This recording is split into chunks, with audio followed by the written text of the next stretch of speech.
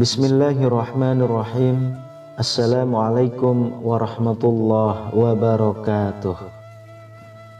Innal hamdalillah nahmaduhu wa nasta'inuhu wa nastaghfiruh wa na'udzu billahi min shururi anfusina wa sayyiati a'malina. May yahdihillahu fala mudhillalah wa may yudlil fala hadiyalah. Asyhadu an la ilaha illallah wa asyhadu anna Muhammadan abduhu wa rasuluh. Allahumma salli wa sallim ala sayyidina Muhammadin wa ala alihi wa ashabihi wa man tabi'ahum bi ihsanin ila yaumiddin. Syukur alhamdulillah kita bisa berjumpa lagi di channel ini. Harapan dan doa saya, semoga saudaraku semuanya selalu diberikan kesehatan, dilapangkan rezekinya, diampuni dosa-dosanya, dan dipanjangkan umurnya. Amin ya rabbal alamin. Sahabat beriman yang dirahmati Allah, tak ada kebahagiaan yang paling diimpikan oleh manusia selain dicintai oleh penciptanya, Allah subhanahu wa ta'ala. Berbagai cara dan upaya kita lakukan supaya bisa mendapatkan ridho dari Allah subhanahu wa ta'ala, baik itu dalam ibadah, aktivitas, bahkan dalam hendak tidur pun kita selalu ingin mencari ridho Allah subhanahu wa ta'ala. Hal tersebut kita lakukan semata-mata untuk bisa mendapatkan perhatian dari Sang Khalik. Karena keutamaan ketika kita dicintai Allah subhanahu wa ta'ala, insya Allah kita akan mendapat kenikmatan di dunia, terlebih lagi kenikmatan di akhirat. Rasulullah Shallallahu Alaihi Wasallam pernah bersabda, apabila Allah mencintai seorang hamba, maka dia menyeru Jibril, sesungguhnya Allah mencintai fulan, maka cintailah ia. Maka Jibril pun mencintainya. Lalu Jibril menyeru penduduk langit, sesungguhnya Allah mencintai si fulan, maka cintailah ia. Maka penduduk langit pun mencintainya. Setelah itu kecintaannya diteruskan kepada penduduk di bumi. Hadis riwayat Bukhari. Sahabat beriman yang dirahmati Allah, lalu apa ciri-cirinya kalau kita disayang Allah? Yang pertama adalah dibukanya pintu amal soleh sebelum kematian. Rasulullah Shallallahu Alaihi Wasallam pernah bersabda, apabila Allah menginginkan kebaikan kepada seorang hamba, Allah akan jadikan ia beramal. Dikatakan, apakah dijadikan beramal itu?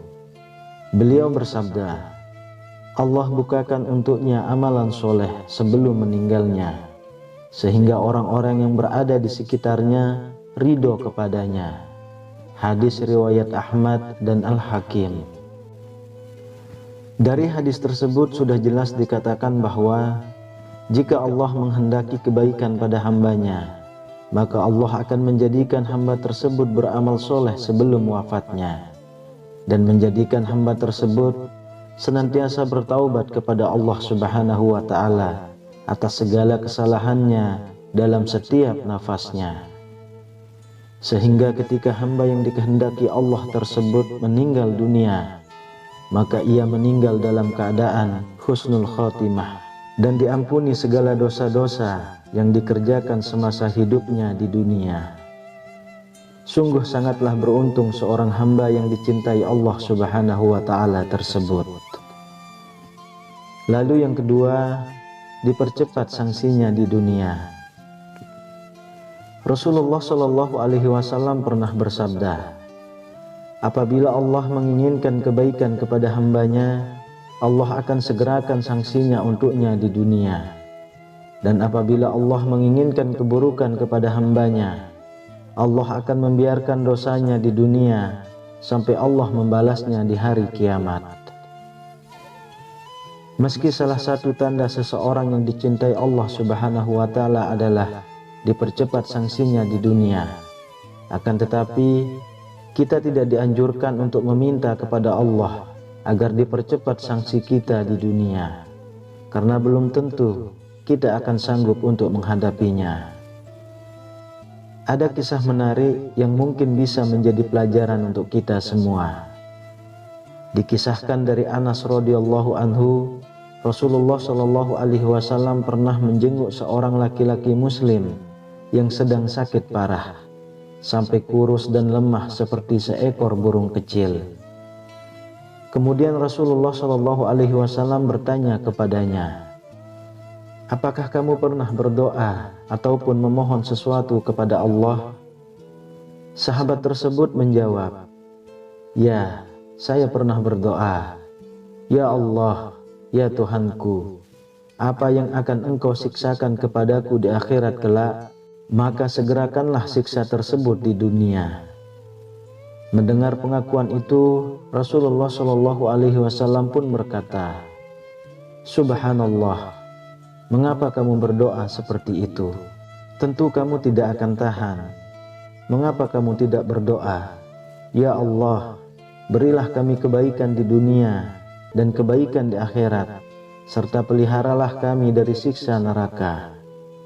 Lalu Rasulullah Shallallahu alaihi wasallam berdoa kepada Allah untuk sahabat tersebut, dan akhirnya Allah pun menyembuhkannya. Hadis riwayat Muslim. Sahabat beriman yang dirahmati Allah, mungkin dari kisah tersebut kita sudah ada sedikit gambaran bahwasanya siksa akhirat sangatlah berat. Untuk itu, kita tidak dianjurkan untuk meminta sanksi siksaan tersebut semasa kita masih hidup di dunia. Akan tetapi, kita sangat dianjurkan untuk terus dan selalu berdoa memohon ampunan kepada Allah Subhanahu wa Ta'ala agar diberikan kebaikan di dunia maupun kebaikan di akhirat. Dan semoga kita semuanya bisa dijauhkan oleh Allah Subhanahu wa Ta'ala dari siksaan api neraka. Amin ya rabbal alamin. Yang ketiga, difaqihkan dalam urusan agama. Rasulullah Shallallahu alaihi wasallam pernah bersabda, "Barang siapa yang Allah inginkan kebaikan padanya, Allah akan faqihkan ia dalam agama." Hadis riwayat Bukhari dan Muslim. Yang dimaksud difaqihkan adalah pemahaman yang Allah Subhanahu wa Ta'ala berikan kepada seorang hamba, sehingga ia mendapat pemahaman yang lurus terhadap Al-Quran dan hadis, di mana kefakihan ini bersumber dari kebeningan hati dan dari akidah yang sahih. Karena saat hati dipenuhi dengan hawa nafsu, maka orang tersebut tidak akan dapat memahami Al-Quran dan hadis dengan benar. Lalu yang keempat, diberikan ujian. Rasulullah Shallallahu alaihi wasallam pernah bersabda, "Barang siapa yang Allah inginkan kebaikan, Allah akan memberinya musibah." Hadis riwayat Bukhari dan Ahmad. Sahabat beriman yang dirahmati Allah, musibah tidak selalu berkaitan dengan azab Allah yang ditimpakan kepada kita. Akan tetapi, musibah sebetulnya adalah ujian bagi seorang hamba untuk menguji tingkat ketakwaan kita kepada Allah Subhanahu wa Ta'ala. Rasulullah Shallallahu alaihi wasallam pernah bersabda, "Setiap cobaan yang dihadapi umatnya itu untuk menggugurkan dosa dan mengangkat derajatnya." Begitu juga dalam Quran surah At-Taghabun ayat 11. Allah Subhanahu wa Ta'ala sudah berfirman, "Tidak ada suatu musibah pun yang menimpa seseorang kecuali dengan izin Allah. Dan barang siapa yang beriman kepada Allah, niscaya dia akan memberi petunjuk kepada hatinya. Dan Allah Maha mengetahui segala sesuatu." Dalam ayat tersebut sudah jelas dikatakan bahwa semua ujian datangnya dari Allah Subhanahu wa Ta'ala. Dan bagi siapapun yang berserah diri ketika mendapat ujian dari Allah, maka Allah akan memberikan petunjuk kepada hati orang yang sedang diuji, supaya mendapatkan kebaikan dari suatu ujian tersebut. Untuk itu, apabila kita sedang diuji dengan pangkat atau jabatan, berendah hatilah atau tawadu supaya kita terhindar dari kesombongan. Apabila kita sedang diuji dengan rezeki atau harta kekayaan, hendaknya kita semakin rajin untuk bersedekah dan membantu orang-orang yang sedang dalam kesusahan. Dan apabila kita sedang diuji dengan umur panjang, maka hendaknya kita gunakan sisa umur tersebut untuk selalu berbuat kebaikan, memperbaiki amal perbuatan, dan terus memohon ampunan kepada Allah Subhanahu wa Ta'ala. Insya Allah, dengan cara seperti itu, kita bisa menjadi manusia yang dicintai Allah Subhanahu wa Ta'ala. Amin ya Rabbal Alamin. Kemudian yang kelima, diberikan kesabaran. Dalam hal ini pun Rasulullah SAW pernah bersabda, tidaklah seseorang diberikan dengan sesuatu yang lebih baik dan lebih luas dari kesabaran. Hadis riwayat Bukhari dan Muslim. Seperti yang kita tahu, kesabaran dalam keimanan bagaikan kepala dengan badan, yang artinya keduanya saling melengkapi. Begitu juga dengan iman seseorang. Iman tak akan hidup dalam diri kita kalau tanpa dibarengi dengan kesabaran. Dan untuk bisa menjalankan perintah Allah dan menjauhi setiap larangannya, iman dan kesabaran sangatlah diperlukan. Karena iblis dan bala tentaranya tak akan pernah diam untuk menyesatkan manusia dari jalan Allah. Untuk itu, mari kita semuanya berdoa. Semoga kita semuanya bisa menjadi salah satu di antara hamba-hamba yang dicintai Allah Subhanahu wa Ta'ala. Amin ya Rabbal Alamin. Wallahu a'lam bissawab. Demikian yang bisa saya bagikan. Semoga bermanfaat untuk kita semua.